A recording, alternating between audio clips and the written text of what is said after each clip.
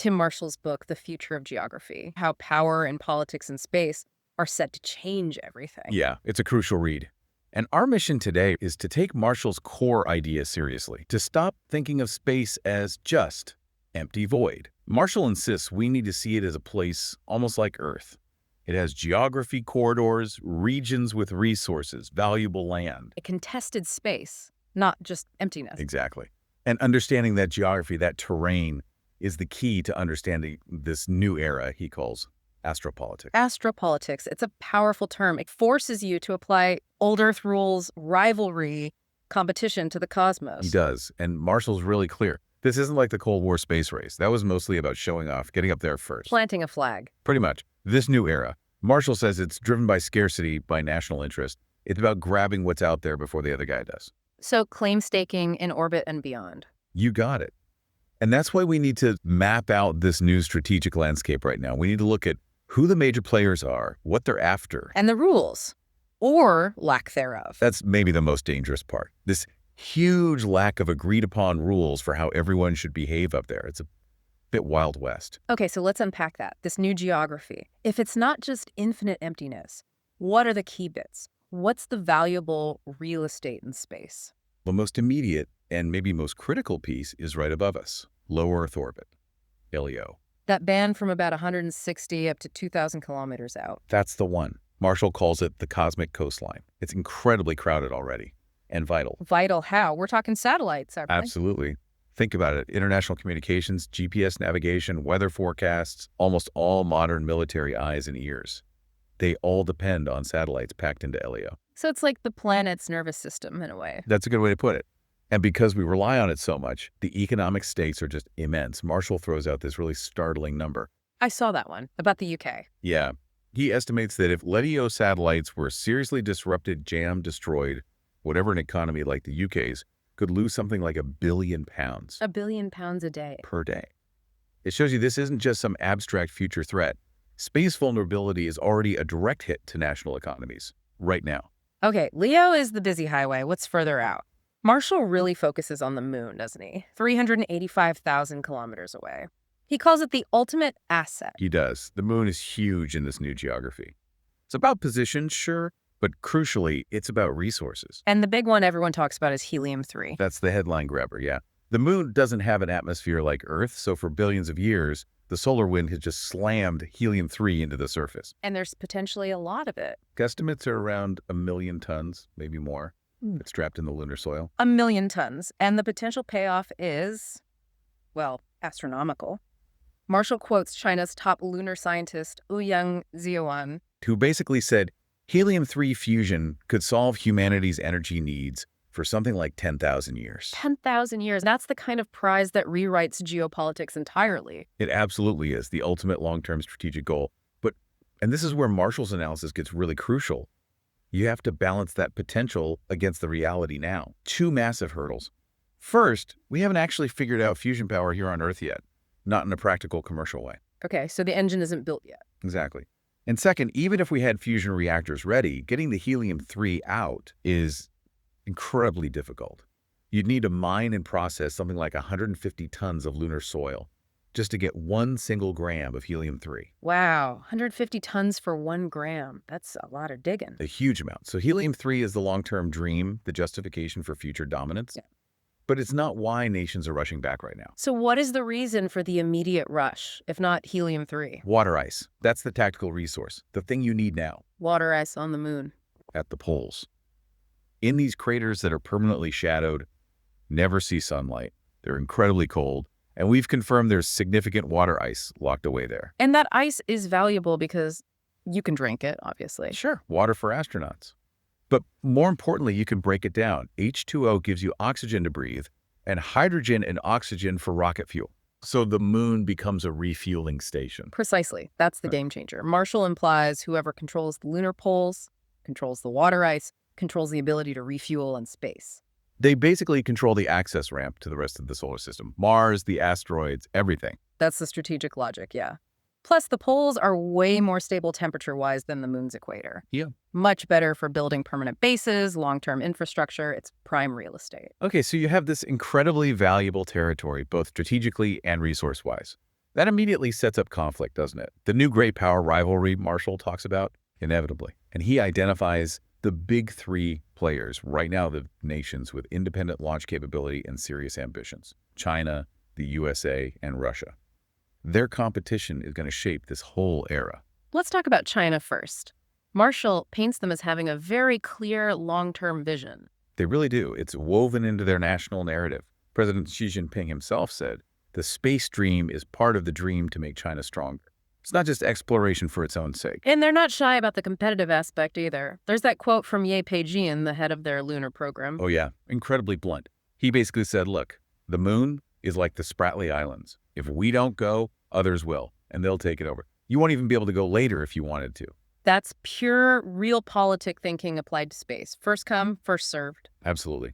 And you see this playing out in their actions. They're partnering with Russia on this International Lunar Research Station, the ILRS. A direct counterweight to the U.S.-led efforts. Seems like it. It's setting up geopolitical blocks in space, mirroring dynamics down here on Earth. Exploration is becoming alignment. Okay, so what about the U.S.?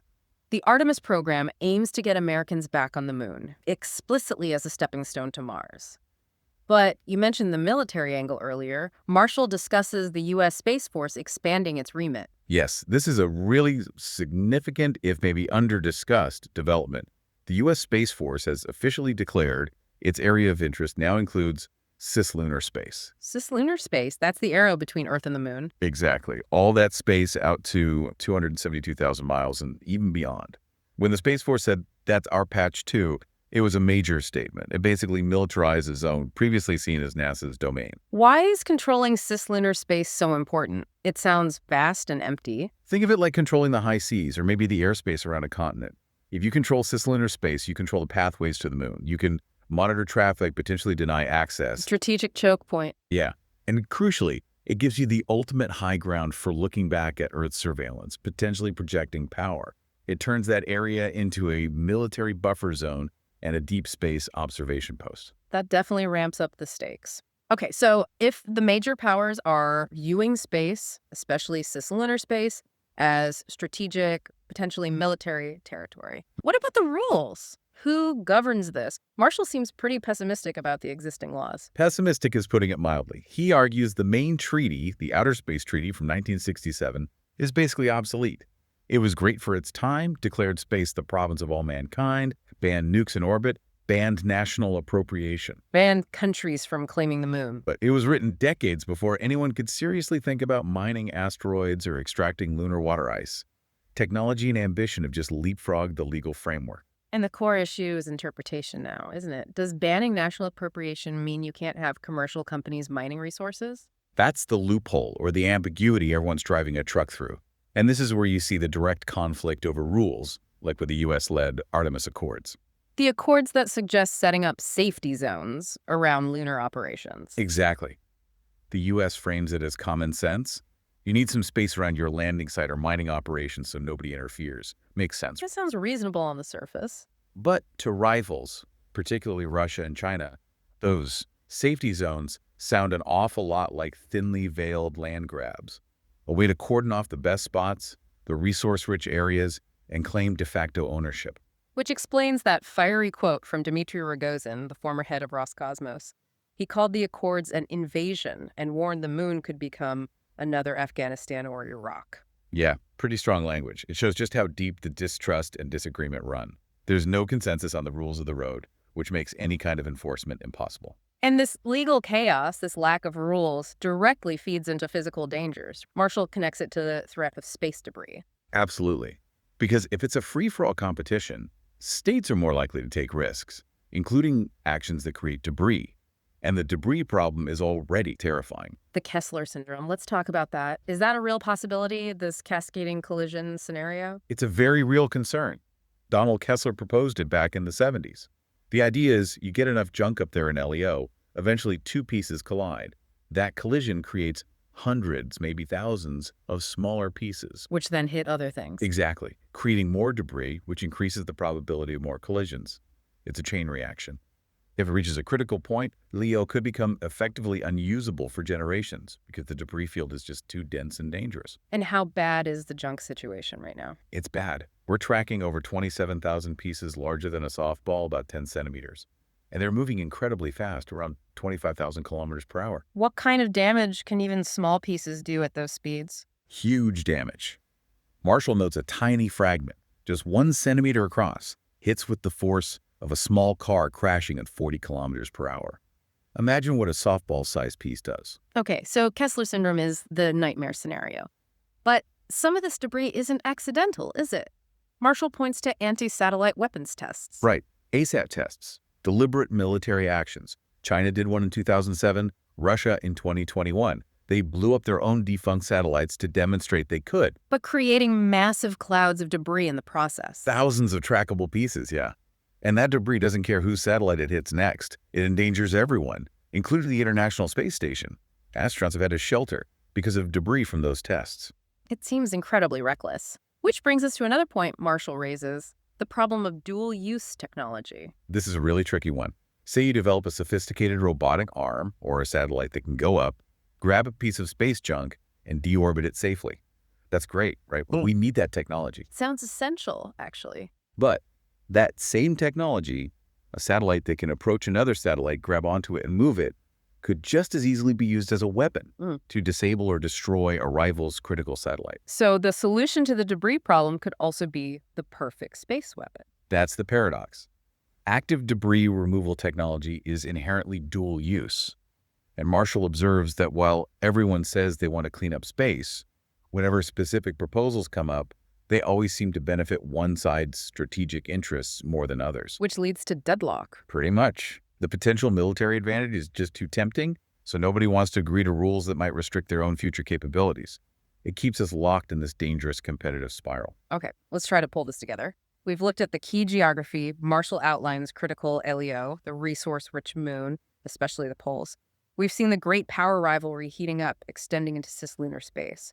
And we've talked about this alarming lack of rules, leading to debris threats and the risk of conflict. It feels like space is shifting fast from this idea of a global commons to just another arena for competition. That's exactly Marshall's argument. And he connects it to something even bigger, the future of humanity itself. He brings in this quote from Everett Dolman, an astropolitics theorist. What's the quote? It's become something of a maxim for this field. Who controls low Earth orbit controls near-Earth space. Who controls near-Earth space dominates Terra. Who dominates Terra determines the destiny of humankind. Wow. That really lays out the ultimate stakes. Control Leo, control Earth, control destiny. It frames the competition in the starkest possible terms. It suggests that this isn't just about satellites or moon bases. It's about the long-term trajectory of our species. It makes you wonder, are we just destined to repeat our earthly conflicts up there? Marshall ends on a philosophical note, doesn't he? Quoting Raymond Aron. He does. Aron asked, essentially, by what miracle could space possibly be kept free from military use? Given human history, how could we expect anything different? A sobering question. It really is. And it leaves you, the listener, with this challenge.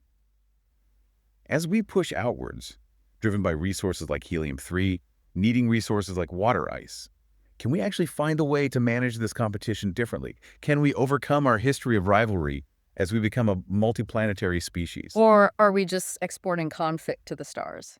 That's the fundamental question Marshall leaves us pondering, something to think about as you look up at the night sky.